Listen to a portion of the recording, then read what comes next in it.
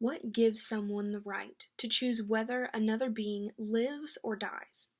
The short answer? No one other than God.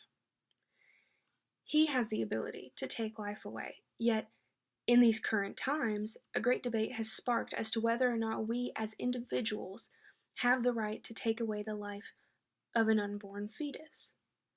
The pro-life, pro-choice movement has impacted my life in a variety of ways, all of which I have not exactly been able to decipher as of yet. I'm presented with conflicting values, beliefs, and situations. I have known friends that fell victim of sexual abuse and became pregnant by a relative, giving me the opportunity to find that I do believe in pro-choice. Some say that abortion goes against God, but so does incest, rape, and sex outside of marriage. When someone is a victim of a sexual crime, there should be every resource available to terminate the pregnancy and avoid being reminded and taunted of the event that occurred. The other side of this debate presents me with a situation in which a drunk girl on a weekend has a one-night stand with somebody she can't even remember and decides that she's not ready for a baby, so she gets an abortion. I don't agree with this at all, and I take the pro-life stance in this situation. Having sex, under the influence or not, is a consent, and one accepts the responsibilities that could come from having sex. Consenting adults should not get the cop-out of, oh, it was a mistake, because there's no eraser for bad choices. Finally, the third option that raised questions in my mind encircled the topic of women who were not in any financial position to support a child.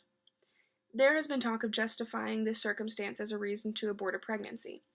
However, not being able to take responsibility for your actions is not an excuse for killing a living being. If a mother cannot afford her child, she should contact the father, consider giving up the child for adoption, or just accept the burden and live with the poor choice made. I cannot justify any abortion without understanding the situation, and even then, there's no blanket rule in my mind to classify the ruling on pregnancies. My worldview has been impacted from looking into this debate further.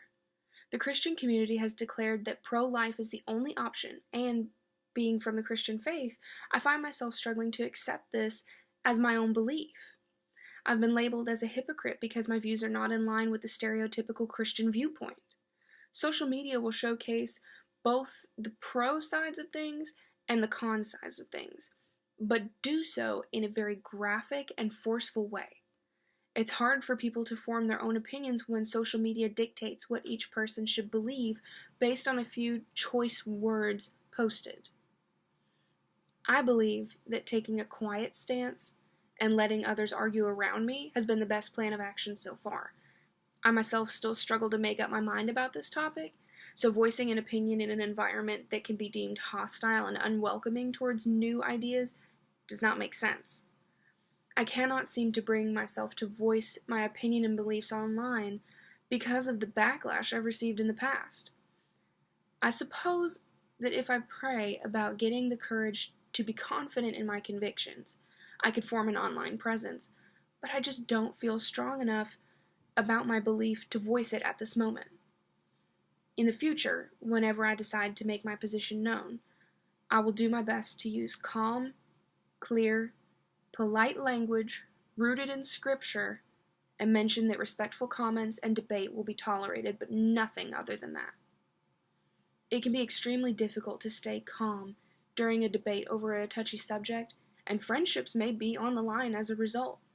But ultimately, God has a plan, and if He is using my faith walk and worldview to help others, then so be it. From the perspective of permanence, subjectivity, and influence, I realize that my social media presence is very fluid and weak in terms of my ability to attract attention and keep attention of myself when surfing. The quality of information and news on social media platforms is poor and does not provide very authentic or reliable information.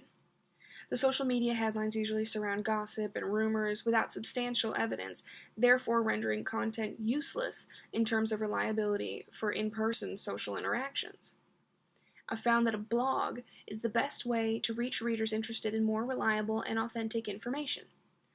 I will actually post this link to my blog, everything that I said, in the hopes that someone will read, share, and start a conversation about God and worldviews.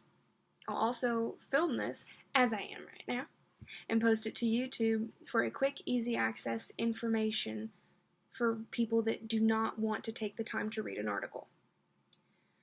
Facebook should be used for attention-grabbing headlines.